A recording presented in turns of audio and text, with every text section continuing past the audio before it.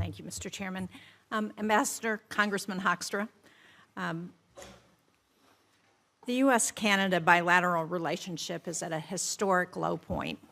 Recent polling in Canada showed that 75% of Canadians have an unfavorable opinion of President Trump, and 27% view the U.S. as an enemy. 30%, only 30% still view the U.S. as an ally. I come from a state that borders Canada. I know when you were in Congress, you represented a district that bordered Canada. We have the highest percentage of Canadian Americans of any state in the country.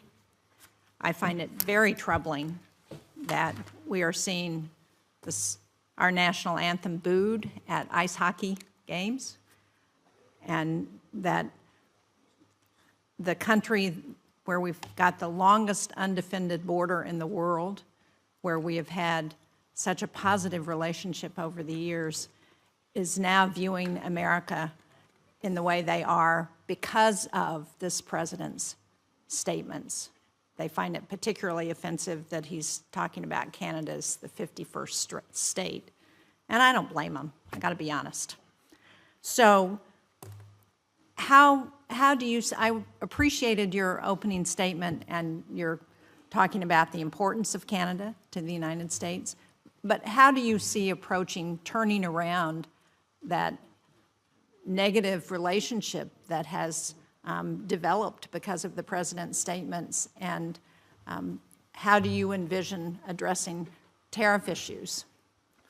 It's a great question. Obviously, I've been spending a lot of time thinking about that myself, pending the confirmation by the Senate of having to go there and being kind of the tip of the spear on this. I experienced similar things when I went to the Netherlands. There was a lot of hostility or concern about some of the objectives of the first Trump administration, which were really about fairness, getting the Dutch to pay for NATO, all right? Working with the Dutch to confront Russia on Nord Stream, the pipeline. The Dutch are great with water.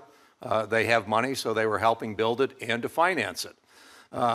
And what we really spent a tremendous amount of time on is focusing on the strength of the relationship between our two countries. Your state, my state, we have thousands of people, thousands of businesses that rely on this relationship, and they just, they see what's going on at 30,000 feet, but they gotta go to work every day, and they need to make this work. We have cooperated with Canada on so many things. In Michigan, it's the Great Lakes. That's important to us. It's trade. It's business. My experience on the Intel Committee, it is about NATO and those types of things. Canada is part of Five Eyes. So we have a great history of working together, and we know how to make this work. We now have to make and take that and say, we know how to make this work. Now let's do it and apply our experience to the priorities that the President has outlined.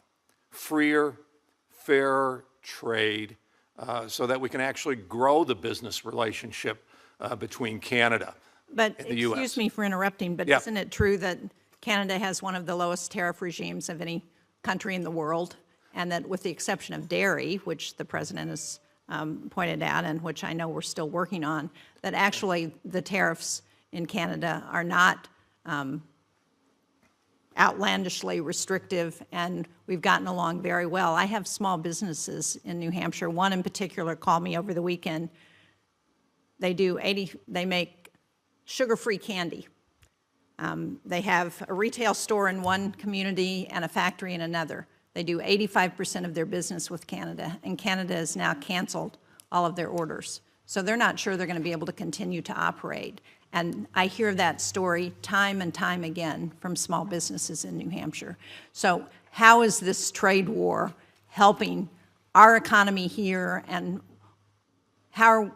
what are the metrics that the President has that say that when Canada and the United States reach this agreement that we're going to stop the trade war? Because everybody's operating, or we thought we were operating, under an agreement that the President actually negotiated when he was in his first term. and credited as being the best trade agreement ever negotiated in the United States.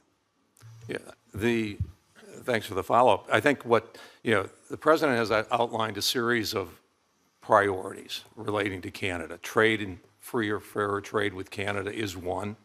Also, a request to work with the United States on the issue of fentanyl, something that I know is a very important issue in New Hampshire. Across the country, we lose 55,000 people per year. We do, absolutely, and we have less than 1% of the fentanyl that comes into this country comes from Canada. They actually, last year, interdicted more drugs from the United States than we interdicted from Canada. Yeah. And, I agree, we need to get rid of all fentanyl, and that's important. But let's be honest about what's happening here.